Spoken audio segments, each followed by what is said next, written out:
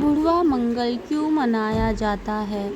तो बुढ़वा मंगल की पौराणिक कथा इस वीडियो में सुनने वाले हैं। जय श्री राम दोस्तों, जय हनुमान।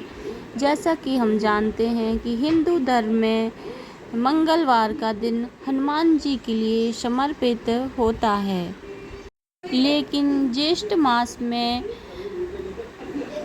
मंगलवारों का विशेष महत्व होता है। इन्हें बड़ा मंगल अथवा बुढ़वा मंगल भी कहा जाता है। उत्तर भारत, विशेषकर उत्तर प्रदेश में यह दिन भक्ति, सेवा और हनुमान आराधना के विशाल उत्सव के रूप में मनाया जाता है। भक्ति और चमत्कार का अद्भुत संगम है। बुढ़वा मंगल एक ऐसा पावन पर्व जो आस्था, इतिहास और पौराणिक कथा से गहराई से जुड़ा हुआ है। यह दिन केवल एक मंगलवार ही नहीं बल्कि राम भक्त हनुमान जी की अमर भक्ति, शक्ति और सेवा भावना को भी समर्पित है। एक अत्यंत दिव्य तिथि है।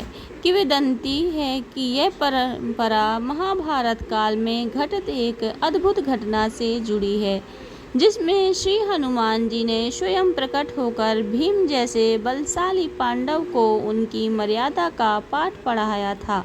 कहा जाता है कि महाभारत काल में जब भीम को अपनी शक्ति पर घमंड हो गया था, तब प्रभु श्री राम के परम भक्त हनुमान जी ने एक बूढ़े वानर का रूप धारण करके उनके सबक सिखाया था।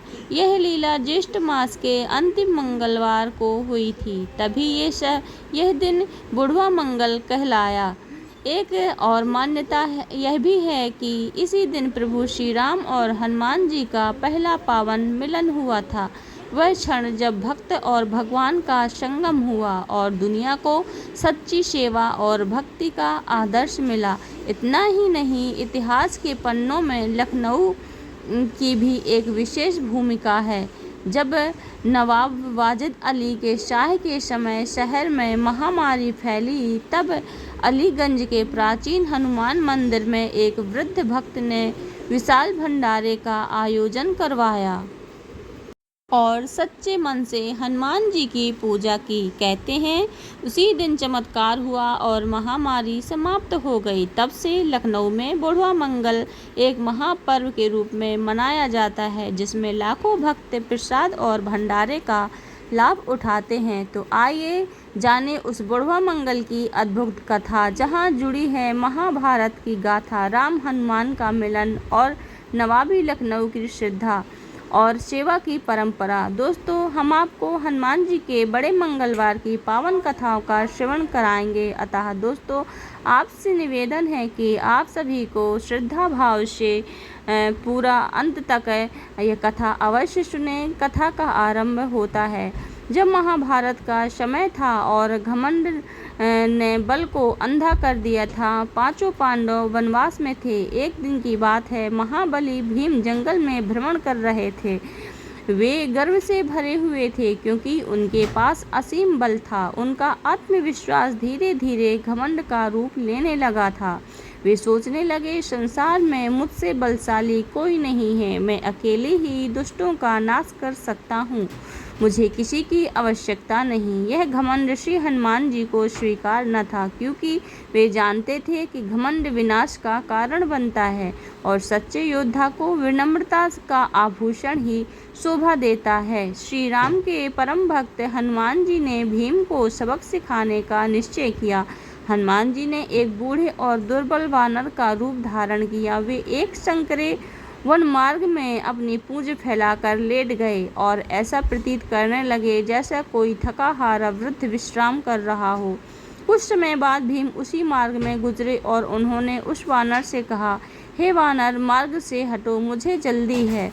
वृद्ध वानर बोले, हे पुत्र, मैं वृद्ध हूँ, दुर्बल हूँ। मेरी पूंछ ही यदि रास्ते में है तो तुम स्वयं उसे हटा लो। भीम को यह सुनकर क्रोध भी आया और अवसर भी। उन्होंने सोचा, मैं तो गदा धारण करने वाला बलशाली भीम हूँ, एक बूढ़े वानर की पूंछ क्या चीज है। उन्होंने पूंछ को पूंछ को हटाने के लिए हाथ लगाया, किंतु पूंछ टस से मस भी नहीं हुई। भीम ने अपनी पूरी ताकत लगाई, पर हनुमान जी की पूंछ जैसे पृथ्वी से जुड़ गई थी।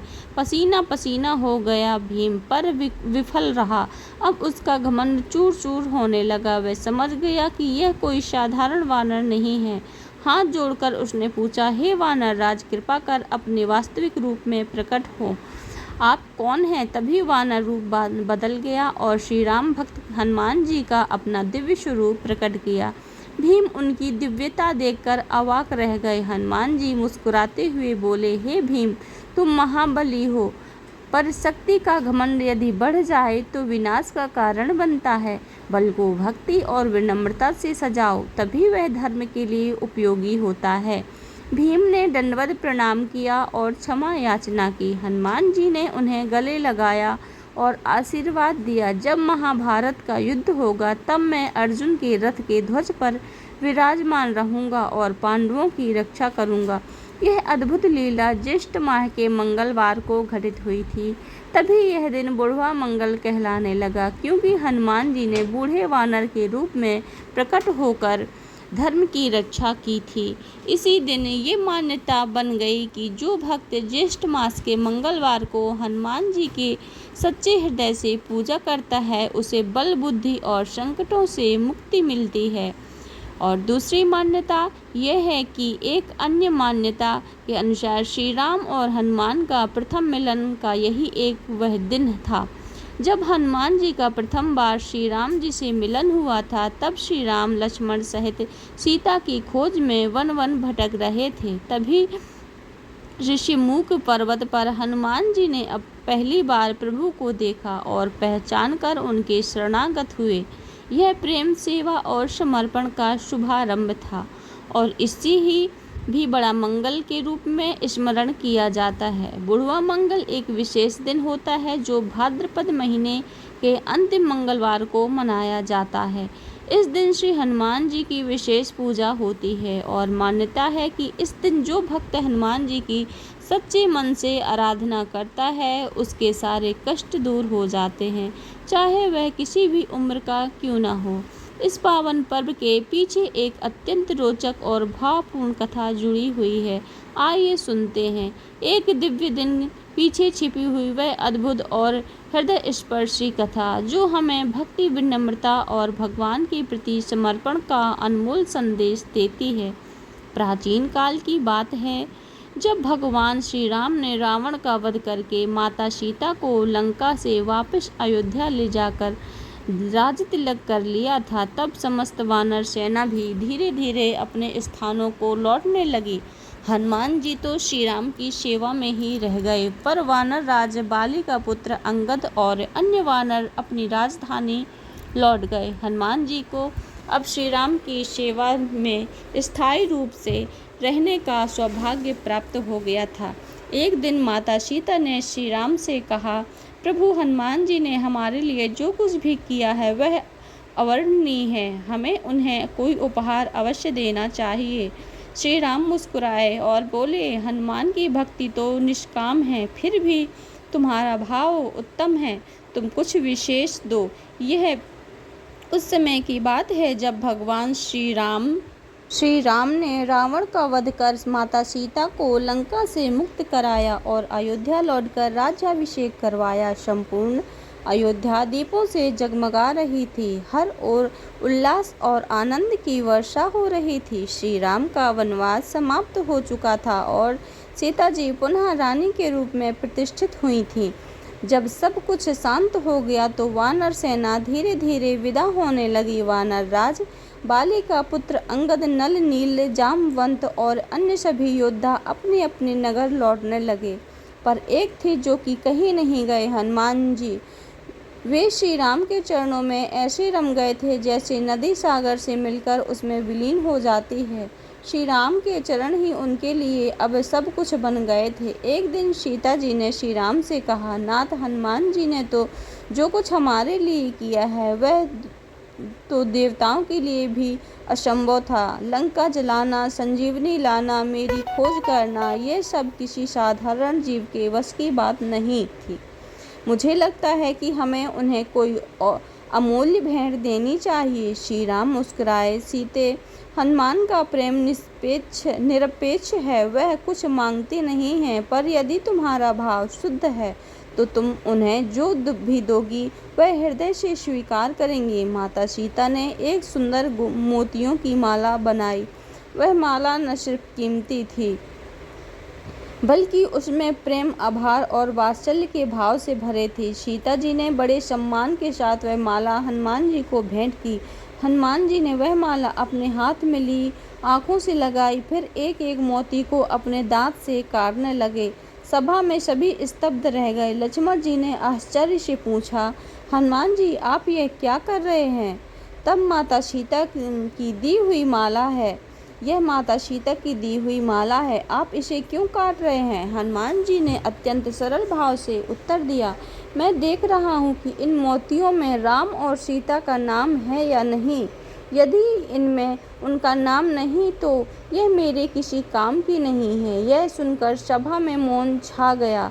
सभी की आंखों में श्रद्धा के आंसू छा गए। तभी किसी ने पूछा, तो हनुमान जी आपके भीतर राम और सीता का नाम है क्या?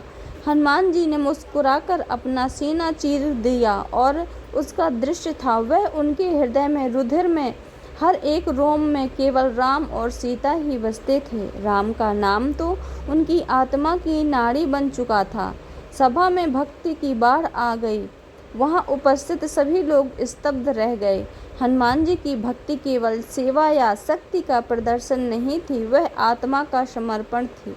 मान्यता है कि यह दिन जब यह प्रसंग घटित हुआ था, भाद्रपद मास का अंतिम मंगलवार था। तभी यह दिन बुढ़वा मंगल के नाम से प्रसिद्ध हो गया। इसका अर्थ सिर्फ बूढ़ों का मंगल नहीं, बल्कि यह संदेश है कि भक्ति कभी वृद्ध या युवा की नहीं होती। कहते हैं लखनऊ में नवाब वाजिद अली शाह के समय एक विकराल महामारी फैली।